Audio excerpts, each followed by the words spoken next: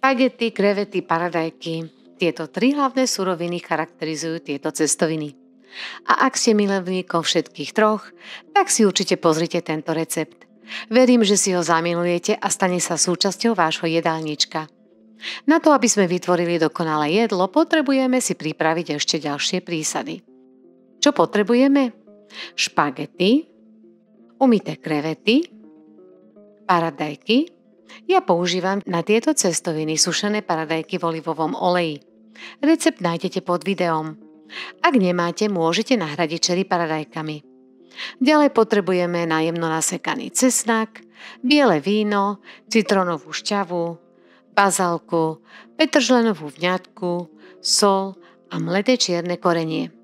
Keďže ja mám rada jemne pikantnú príchuť, tak si pripravím aj čili, ktoré nakrájam na malé kúsky. Najprv si uvaríme špagety.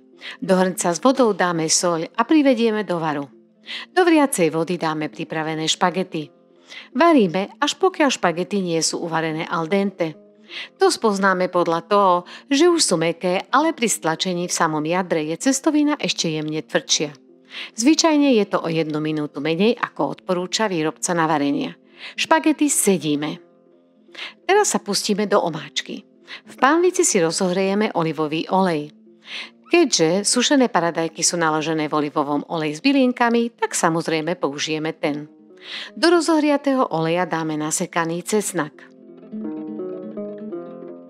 Cesnak s olejom premiešame.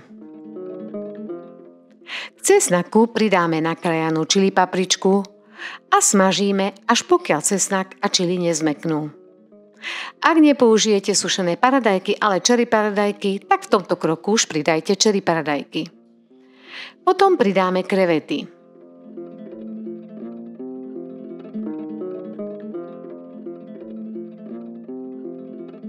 Osolíme a okoreníme mletým čiernym korením. Za stáleho varenia premiešame.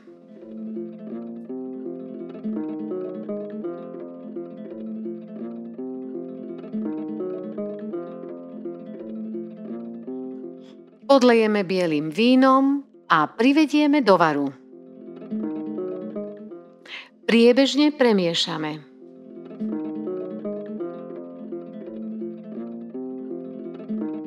Potom pridáme nasekanú petržlenovú vňatku. Opäť za stáleho varenia premiešame.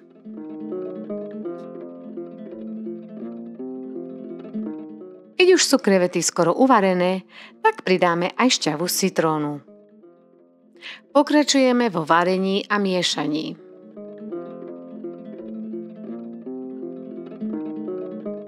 Potom pridáme bazálku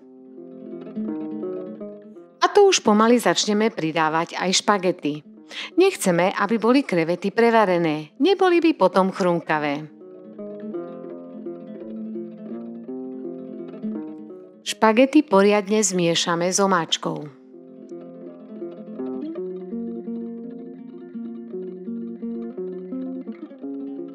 Napokon pridáme sušené paradajky. Samozrejme, že pridáme aj olej a všetky bylinky, ktoré sme mali naložené v týchto sušených paradajkách.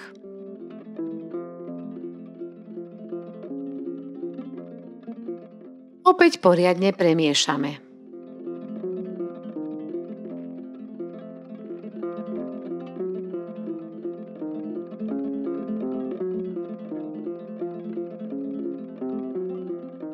Úplne nakoniec ešte pridáme pár lístkov čerstvej bazálky.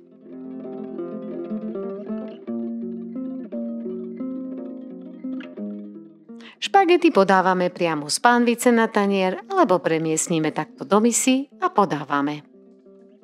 Chutia úžasne, ľahko, sviežo, chrumkavo, no proste si s nimi vždy pochutíme. Prajem vám príjemné varenie a dobrú chuť!